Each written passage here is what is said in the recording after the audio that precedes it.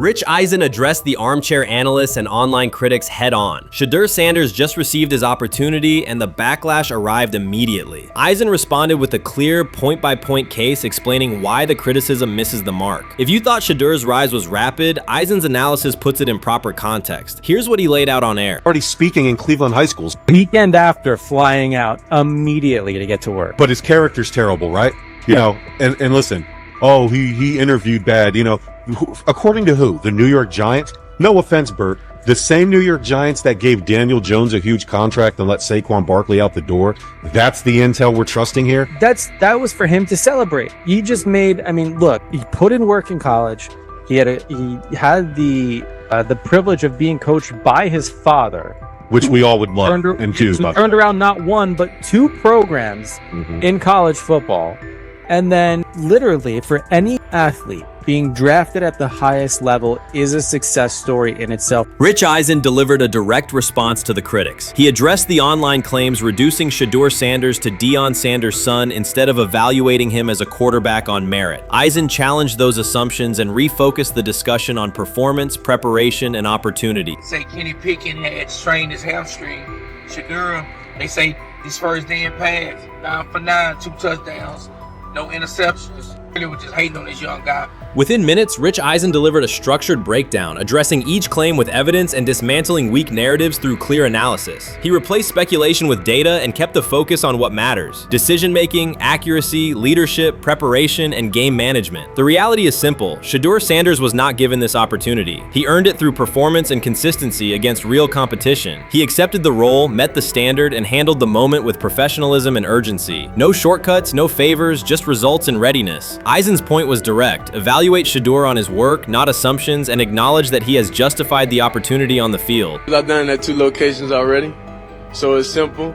So that's why when people say I'm not, you know, one of the top quarterbacks or the top quarterback, because what are y'all going based off of?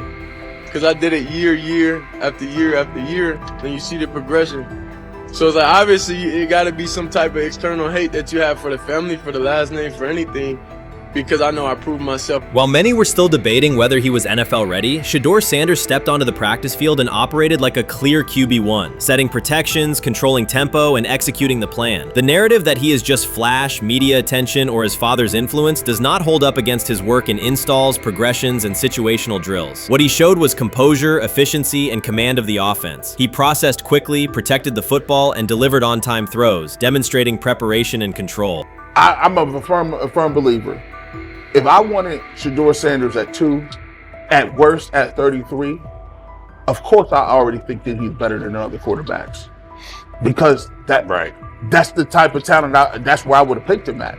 And if he was at 2 or 33, and he still had this same exact skill set, we would be talking about him starting and playing. Right. Well, there'd only be 3 quarterbacks. It'd be 3 quarterbacks, not 4. Yeah. But since he moved to the 5th round, that's cool. They might have to go along with it. But to me, I think if you ask who got the best tools, I'm going with Shedeur Sanders. From the first day of camp, he was not there to get by. He arrived to lead. There was no hesitation in installs, no lapses in fundamentals, just precise timing, clean footwork, and consistent velocity to every level of the field. He managed protections, controlled cadence, and delivered in situational work, showing command rather than learning on the fly. The approach was efficient and disciplined, with attention to detail and progressions and ball placement that reflected preparation, not improvisation. At the same time, Rich Eisen addressed the narrative directly and backed it with evidence. He laid out clips, context, and performance markers to cut through speculation. Eisen emphasized that Shedeur Sanders did not step into this moment because of publicity. He built toward it through sustained work, resilience, and results. The background, media readiness, high football IQ, and a professional approach was developed over years, not days, and it translated to immediate operational control of the offense. The resistance came from familiar places. Some in the traditional guard still framed mobile quarterbacks as limited and expected the nepotism label to define him. That view did not hold up against what was on the field: composure under pressure, secure decision-making, accurate throws into tight windows, and consistent execution in red zone and 2-minute sequences. Eisen's point was clear: evaluate Shedeur Sanders on performance and readiness. The evidence shows he earned the opportunity and is meeting the standard with accountability and consistency. Yeah, teams didn't draft him because they didn't think he was first-round talent. And the quote we played and that's on the screen, I think is flatly wrong. We all know this shouldn't have happened. Yes, it should have. It should have happened because this wasn't. Now, again, teams can be wrong. The league as a whole can be wrong. Hell, the Baltimore Ravens drafted a 25-year-old tight end before they drafted Lamar Jackson in the same draft. The die is not cast on who Shedeur Sanders. He stated it plainly. This is not a celebrity appearance. This is a quarterback with pocket presence, leadership, and decision-making that stands on its own. You either show it or you settle into a backup role. Shedeur Sanders is not auditioning. He is establishing himself as the starter. When the opportunity arrived, whether through injury, trade, or depth chart changes, Shedeur was prepared and delivered. He did not hesitate. He executed the offense and finished drives. As others tried to catch up to what they were seeing, Rich Eisen reinforced the same message he has been repeating: evaluate the work. Camp reports have been consistently positive, but the important shift is how the performance is being received. Casual attendees who came to observe left talking about Shedeur's command and poise. Detailed observers focused on his pre-snap reads, protection checks, and audibles, highlighting the mechanics, timing, and ball placement that support efficient, controlled play. Grab hold of the starting job. Yes, but I don't think we're going to know which one until we get deep into August. Now, I think we tracked the reps everybody was getting at practice throughout the OTAs and minicamp.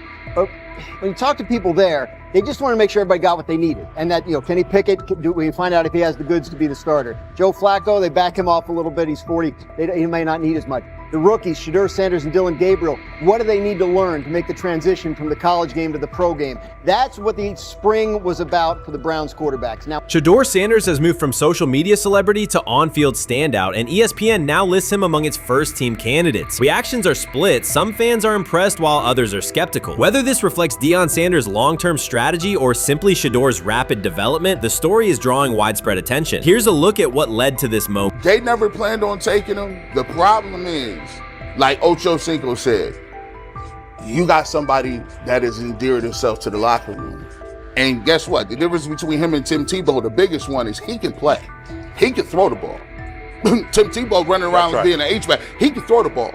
And he's done everything he needs to do. He ain't saying nothing. He ain't rocking the boat. He ain't mad about the reps. He ain't mad about none of that. All the people out there want to see is this, like Tyver said earlier. We want to see what he can do with Jerry Jeudy. Online reactions are sharply divided. Some fans strongly support Sanders, while others argue he is overrated. Traditional analysts cite statistics and claim his recognition comes mainly from his father's name. Sanders supporters are actively celebrating his rise and already predicting a future NFL career. Sports media outlets have made his candidacy a central topic of debate. The discussion now extends beyond statistics and victories to include his marketability, public image, and on-field presence. sorry, is Shedeur Sanders going to get a chance to win this job? Do you believe he gets a legit shot to win this job? Listen, I think, first of all, the action's going to really start in training camp. Like, forget all the OTA stuff. You don't win a job in OTA. The real action starts in training camp. And just like Shedeur said, during the mini camp, when it's time to take your reps, you got to make the most of it. Because I think early on, there's going to be a lot. Remember, Joe Flacco didn't hardly practice in OTAs and mini camps because they were giving the young guys. Right. So when he gets his opportunity, he's going to have to make the most of it. Analysts are closely reviewing game footage to evaluate Sanders' decisions and mechanics, while others examine his social media activity to see how he balances content creation with quarterback duty. Shedeur Sanders' placement on ESPN's early first-team list has taken over the college football conversation. Supporters circulate his highlights and argue that his on-field production and leadership justify the honor. Skeptics claim the recognition relies too heavily on his family name and question whether his resume is strong enough for first-team status. Analysts are rewatching game footage to assess his reads, accuracy, and pocket presence, while others examine how he balances a high-profile social media presence with quarterback responsibilities. The debate has pushed other storylines, such as conference realignment and NIL issues, into the background, leaving fans and commentators focused on Sanders' performance, marketability, and overall impact on the sport. I'll keep saying it. I believe Shedeur Sanders should play more games than any other quarterback on this roster this year, because he's the only guy that I look at and say they might have something here. Because I'm telling you right now, they left night one of the draft saying we are taking our quarterback next year. So it's on Shedeur or Dylan or Kenny, probably not Joe, to change their mind. To change their mind. But you got to find out. You've got to find out. Opinions differ on whether Sanders is benefiting from his family name or simply showing real progress, but the attention is undeniable. Social media is flooded with edited images elevating him to legendary status. Critics argue the first-team nod is driven by hype and marketability, while supporters point to his flashes of strong arm talent, field vision, and decision-making. Regardless of motive, the announcement has dominated the football news cycle and intensified debate over how much of his rise is performance-based versus media-driven. Highlight reels rarely show Sanders' turnovers, late-game mistakes, or inconsistent stretches. Being named to a first-team watch list suggests sustained dominance, something Sanders has displayed only in flashes. His selection appears driven as much by brand recognition and media appeal as by performance. ESPN's decision has intensified debate. Data-driven critics post statistics that question his resume, while passionate supporters predict awards and future NFL success. Commentators recall a time when first-team consideration required years of proven excellence. Yet many fans already see the announcement as confirmation that Sanders is on track for major college football honors. Shedeur Sanders has earned first-team reps when training camp commences later in July. I'm not saying like he's the first guy up when you do 11 on 11s day 1, 2, 3, 4, 5 at training camp. I'm not necessarily saying that, but he's the one quarterback that we didn't get a chance to see take reps with the ones. But I think Shedeur has a chance to like make this conversation interesting if he gets those reps with the ones and he has the same success that he did with the 2s, the 3s, and the 4s. I have confidence he can show you something, but I got to see it. We all got to see it before we can actually judge that. Some believe Deion Sanders is already preparing for an award ceremony, while others are furious, threatening to protest ESPN's credibility over Shedeur's first-team mention. Critics argue that honoring Sanders without a full season of elite play undermines college football standards. Supporters insist his performance and profile justify the recognition. The debate reflects a broader clash between traditional merit-based evaluation and modern brand-driven visibility. In today's landscape, first-team consideration is no longer only about statistics. It also involves marketability and audience engagement. Whether welcomed or rejected, Sanders commands attention and embodies the sport's shift toward both performance and personal brand. So the Shedeur Sanders, I want to talk about this. So here's a prime example. Shedeur Sanders, they had 3-day mini camp for the Cleveland Browns. And now, Jimmy Haslam actually has some money. The Bengals owners and the Rooneys are near the bottom of the league in net worth. But what the Browns have is what I would call the Buffalo Bills used to have this years ago, pre-Josh Allen. What are Browns veterans saying about Shedeur Sanders behind closed doors? According to internal discussions, the feedback goes beyond casual praise. Several veterans describe his performance as franchise level. Private locker room conversations compare his command of the offense to established starters. And one senior assistant reportedly called him Sunday ready after a single walkthrough. The consensus is that front office staff and coaches have taken serious notice. Inside the Browns facility, informal conversations circulate among players and coaches. These remarks carry significant weight in personnel evaluations and often influence practice rotations. When veterans speak this strongly, the message typically reaches decision makers quickly, especially during roster planning. In short, the internal perception of Sanders is already affecting how the staff views the current quarterback depth chart. Browns vets kind of weigh in on Shedeur Sanders and how he's been since he arrived in Cleveland, in Pound Town.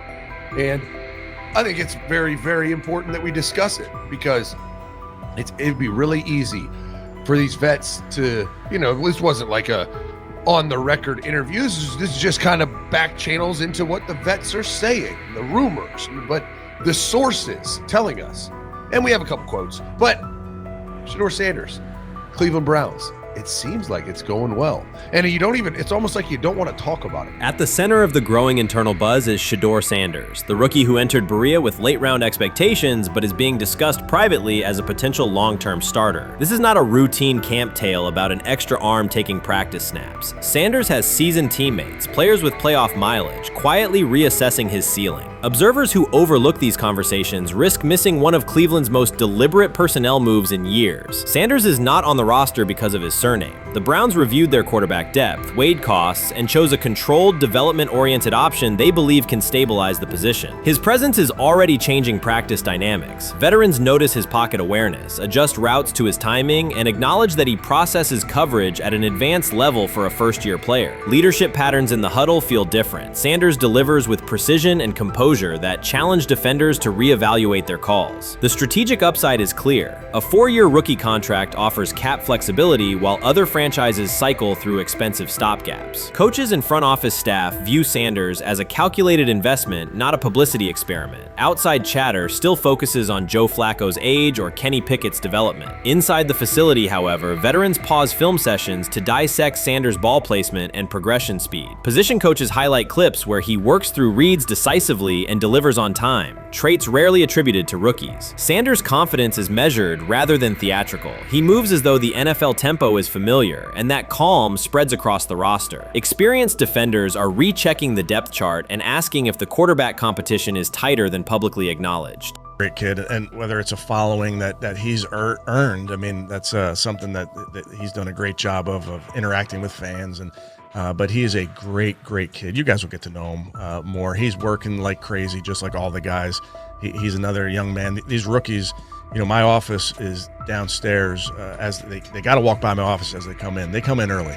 And Shedeur, just like all those guys, he's in there early. He's getting his work done. He has not yet secured the starting job. Evaluations so far come only from brief practice periods, no comeback drives, no national headlines, just steady execution in shorts and helmets. In a league that celebrates splashy debuts, Shedeur Sanders is earning trust rep by rep. Veterans typically withhold judgment until late in camp, yet several are already studying his footwork and timing, which suggests genuine respect. Inside the building, coaches sense that the Browns may have finally found a stabilizing presence at quarterback. Cleveland's recent history underscores why this matters. The team has started 9 quarterbacks over the past 2 seasons, an indicator of instability rather than depth. Sanders arrives with composure, arm strength, and a well-known surname, so any sign of readiness is magnified. Financial context also plays a role. The Browns are allocating a significant portion of the salary cap to Deshaun Watson, whose performance has not matched that investment. To manage costs, the front office signed 4 additional quarterbacks on low-impact contracts. Together, they account for far less than Watson's annual cap figure. If Sanders continues on his current trajectory, that structure could give Cleveland both competitive clarity and much-needed financial flexibility.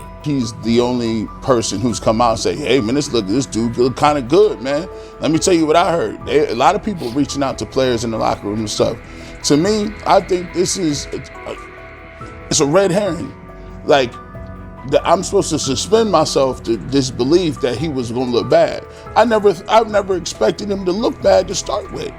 The 5th round quarterback stuff, that's involving perceptions, pre-draft analysis, and other teams. Cleveland's veterans have endured every kind of quarterback turmoil, poor reads, major injuries, shaken confidence, and sideline disputes. When a young quarterback like Shedeur Sanders steps in and appears composed rather than overwhelmed, people notice. The attention comes not just from coaches and reporters, but from the linemen and defensive leaders who have watched previous backups struggle. They are not exchanging doubts, they are sharing nods of approval. Sanders demonstrates instinctive pocket awareness, reliable accuracy, and steady poise, qualities that quickly circulate through team conversations. After years of instability under center, the Browns need someone who can remain calm and effective deep into the season. Although expectations have fallen over time, genuine interest is growing. Praise is coming from teammates who rarely commend anyone unless his performance demands it. The 2025 NFL Draft was expected to be Shedeur Sanders' moment. Many projected him as a top 10 talent and a headline quarterback in one of the most discussed college football storylines in years. Instead of walking across the stage on the first night, he waited through 3 days without a call. There was no celebration, only silence. When the phone finally rang at pick no. 144 in the 5th round, it was the Cleveland Browns. With that selection, the financial outlook changed dramatically. The Sanders family believes this was not a typical draft slide, but the result of coordinated action. They are pursuing a $100 million lawsuit alleging collusion across parts of the league.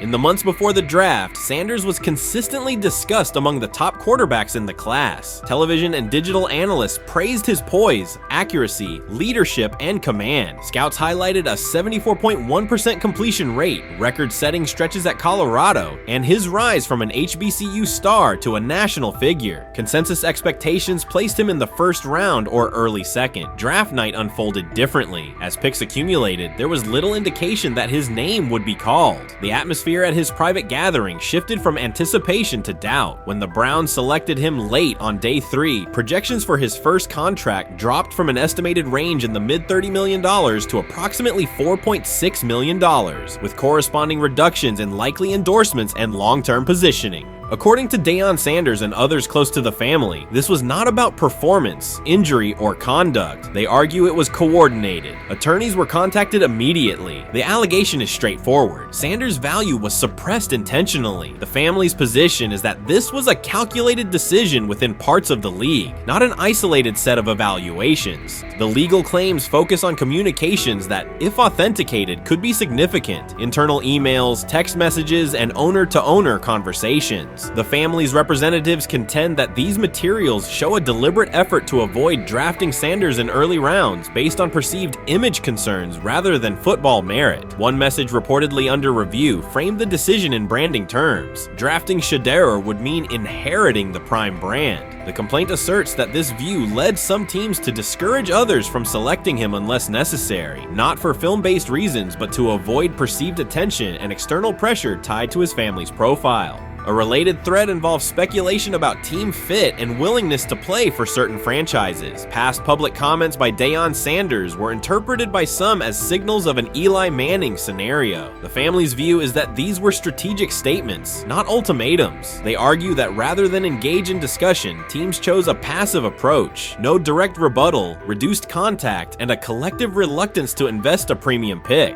If phone records and written communications corroborate coordination, these items could become central exhibits. Media tone shifted as the draft neared. Coverage that had emphasized production and leadership began highlighting intangibles, interviews, and perceived coachability. Anonymous sourcing appeared in multiple outlets, with claims that Sanders skipped combine drills out of arrogance, bristled at film critique, or told one club, "Maybe I'm not the guy for you," after a tense session. A widely cited line, "Nobody wants a celebrity backup quarterback," was voiced by Colin Cowherd and circulated as shorthand for risk. The Sanders legal position is that these narratives did not arise organically, but reflected a coordinated leak pattern that undermined his market value. The family's contention is that this was primarily about control and compliance rather than football ability. They point out that Sanders did not fail a drug test, was not suspended, and did not produce poor athletic testing. His college resume included elite stretches and significant program elevation at 2 stops. The legal claim asserts that the league's power structure resisted a high-profile player aligned with a high-profile parent coach and an independent media presence. The allegation is that teams sought to avoid the perceived complexity that would come with selecting him early. The financial impact is a core component of the damages claim. Had Sanders been selected late first or early second round, projected 4-year compensation would likely have fallen between $30 to $35 million,